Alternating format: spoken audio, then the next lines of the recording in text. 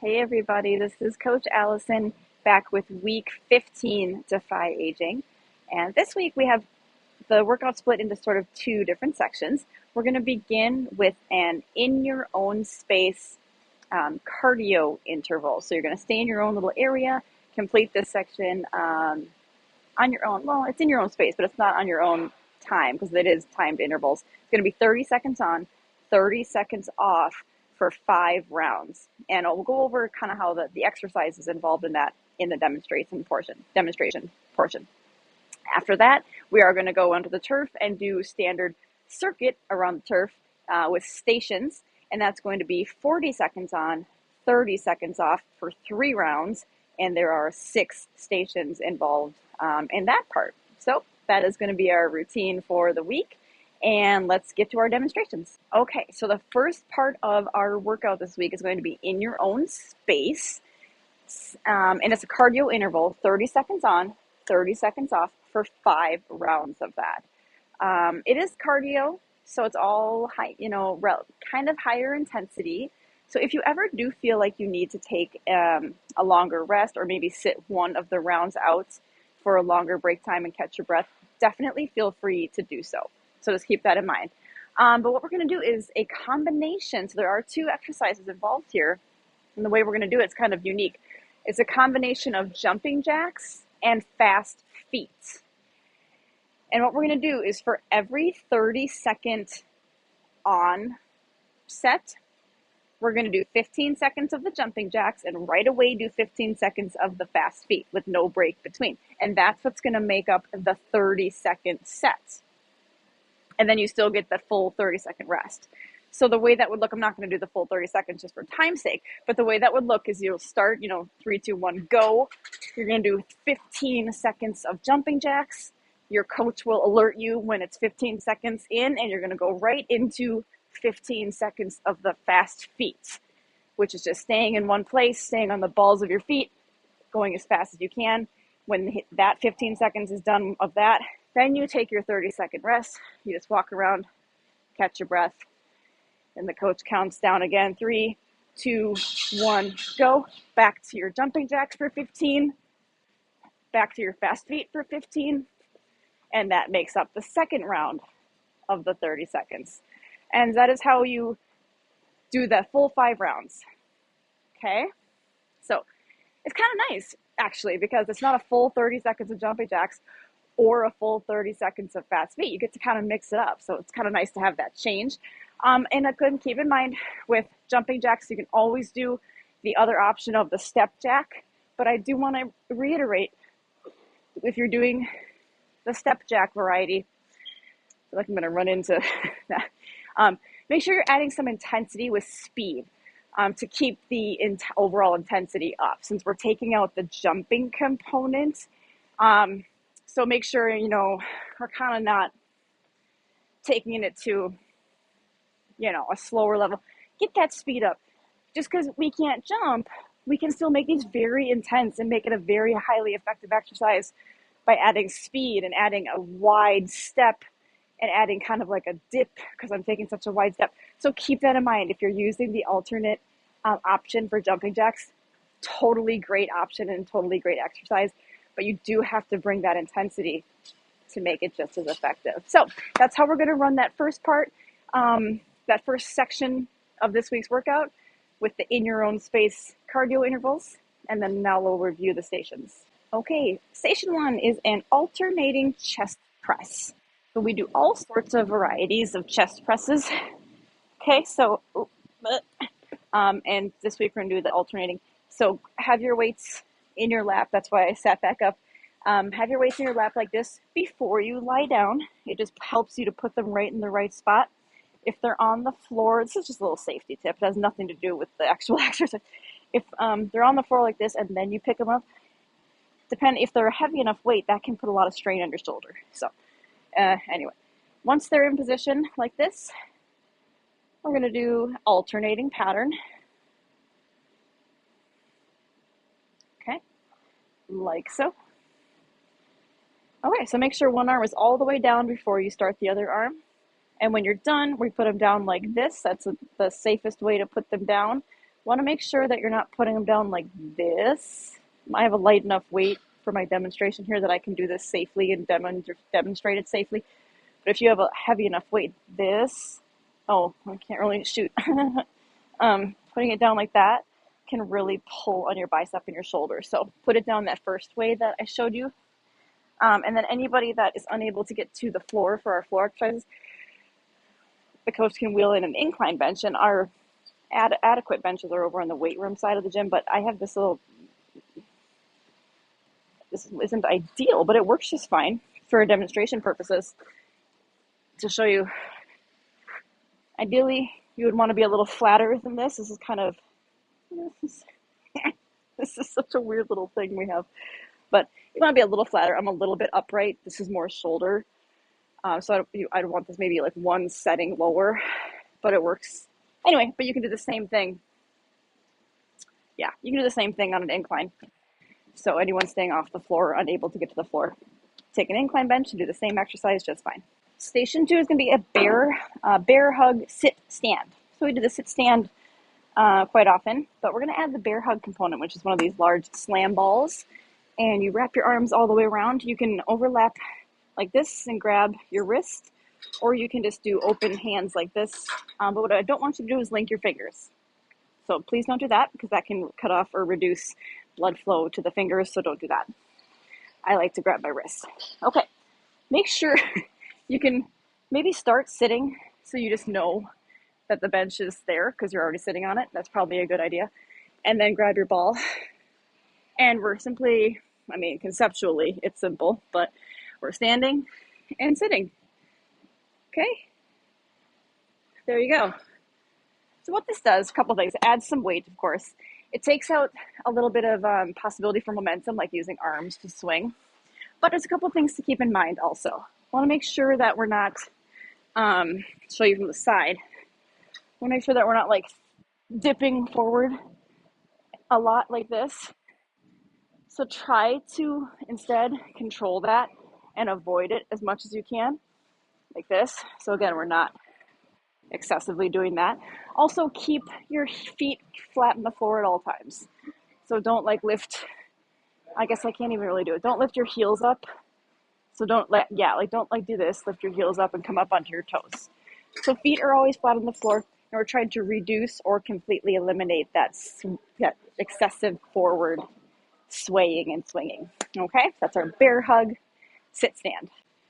Okay, station 3 is a face pull. It's kind of the name is a little confusing because there's nothing to do with your face.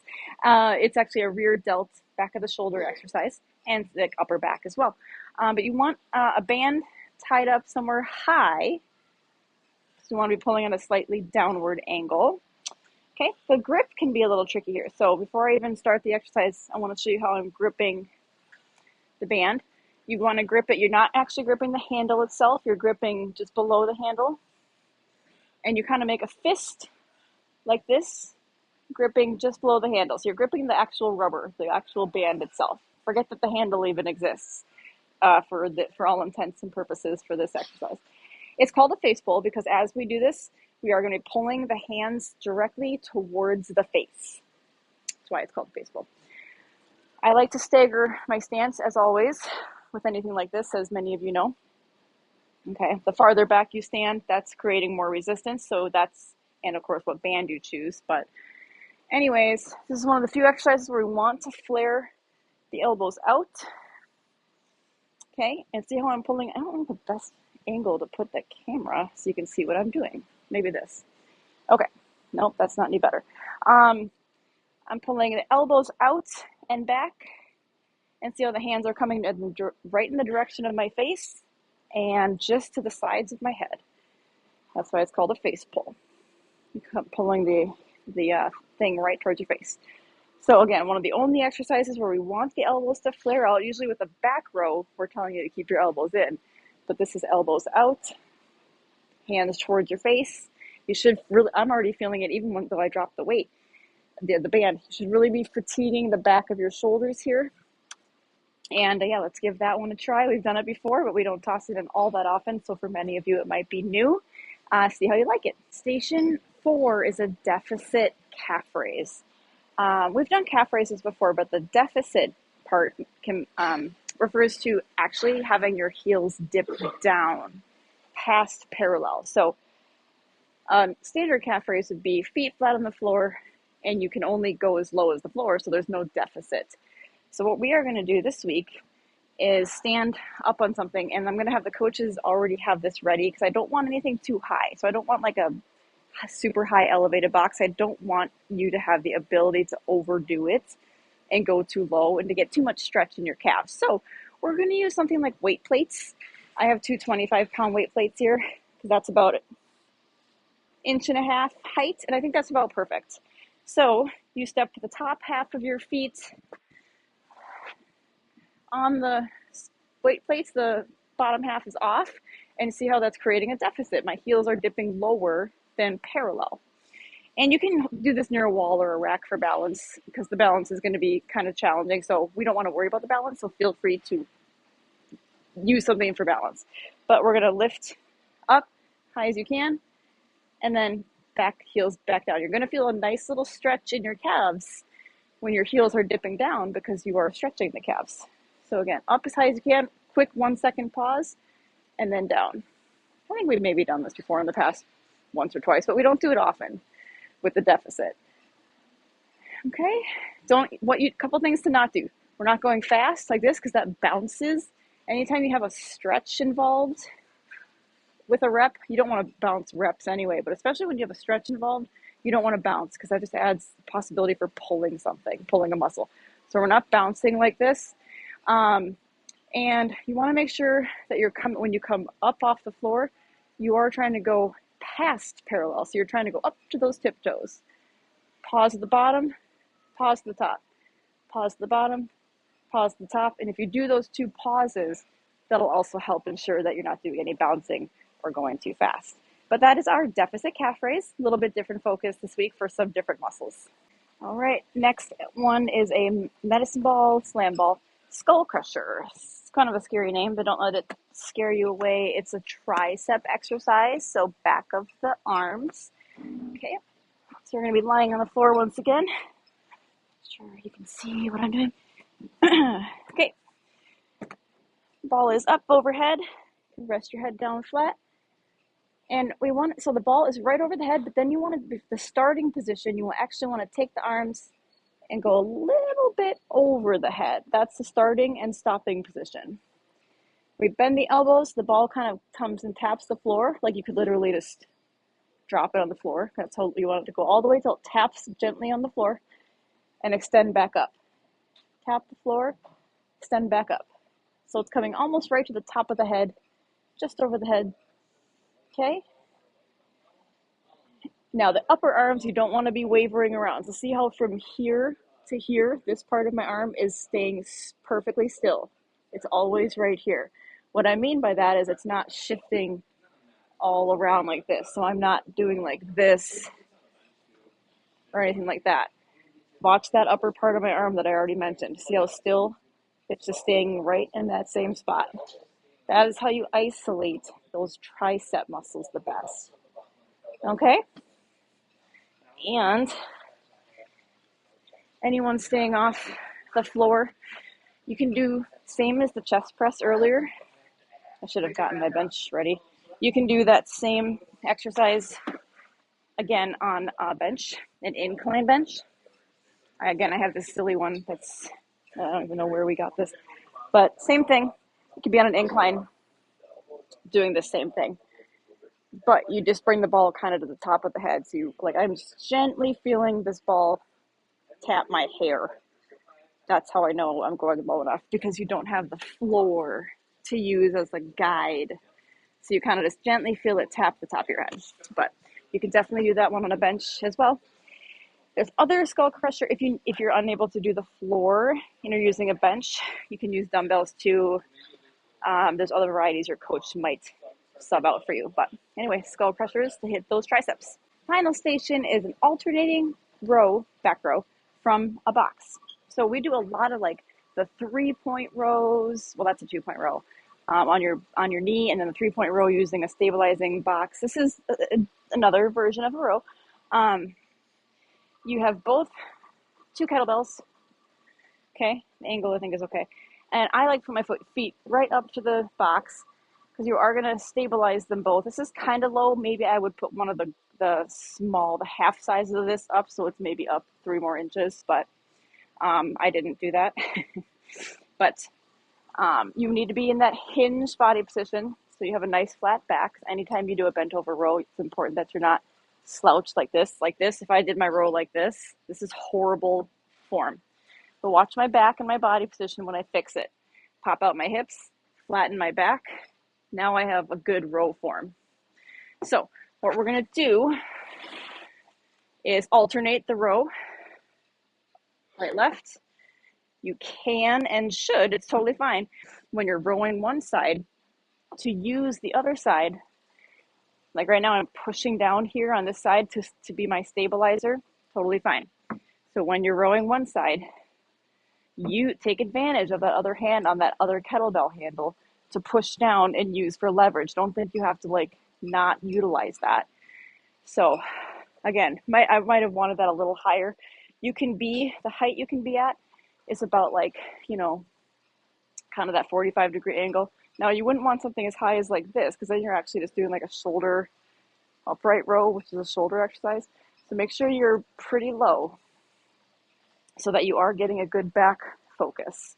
But anyway, that is our alternating row from the box. You do want to use kettlebells so you have that added height. That'll help. And it also, a dumbbell is a little more clunky between the dumbbell and your leg. So the kettlebell, just for this particular version of a row, is the better option. So let's give that a try this week. Okay, and our team builder for the week.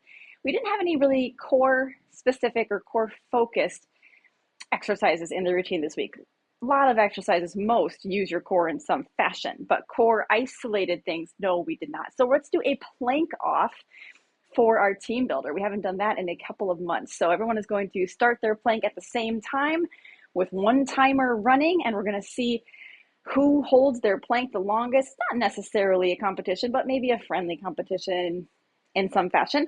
And if anybody does repeat Defy throughout the week, I suggest trying to beat your own time, just for a little internal personal competition amongst yourself, to try to beat your own time from your previous plank.